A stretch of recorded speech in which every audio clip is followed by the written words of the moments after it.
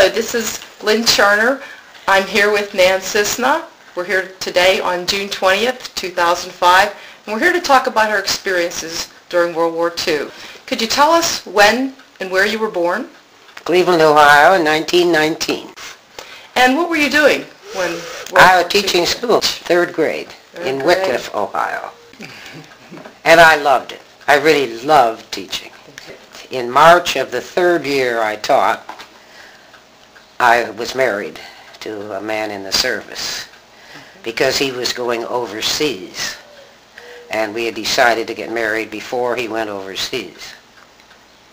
And on our wedding day in Harrisburg, Pennsylvania, he received his orders to go to Officers Candidate School in Georgia. So that was our wedding gift. And he didn't go overseas for over 2 years after that. I was a camp follower, to tell you the truth, because I went with my husband as his career grew in the service, and we moved, I don't know how many times, about maybe 15 times during the 3.5 years after we were married. We had a great time and met wonderful people and had, of course, at that point when we started traveling, he was an officer, which gave us some advantages as far as officers' clubs and so forth. And I was a bridge player, so that got me into the officers' wives group, and we had a wonderful time. Our first station was Camp Forest in Tullahoma, Tennessee, which is a very small town. The railroad ran through the center of town, right through the main street, and our room was right on the railroad track.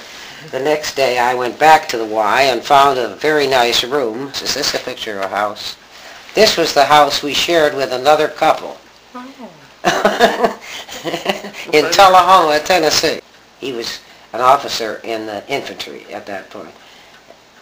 And he said he came back one day and he said he was out on a train, out on a hike, and a man came out down in a parachute from a plane, and in his lovely Air Force outfits, and brushed himself off, and Dave was pretty grubby at that time, and he thought, that's the life for me, so he transferred to the Air Force.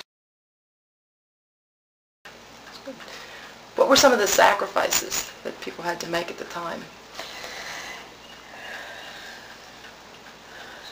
The only sacrifices were living conditions. This one was a scream.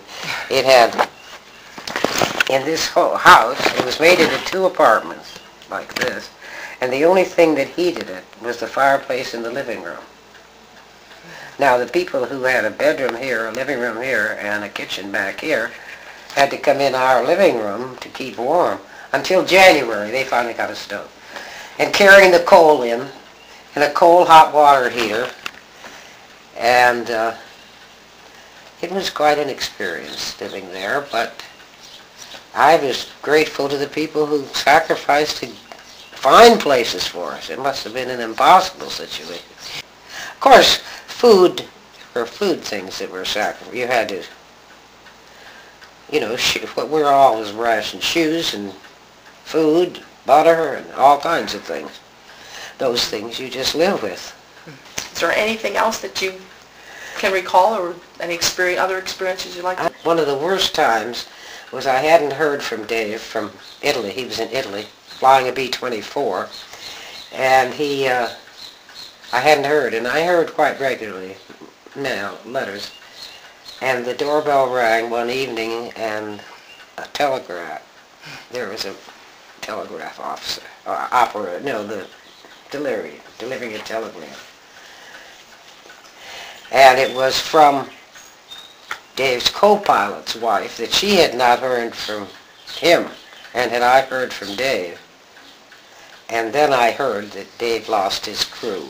He was not flying, but he lost 3 of them out of the 10 were still alive, which was they were like family.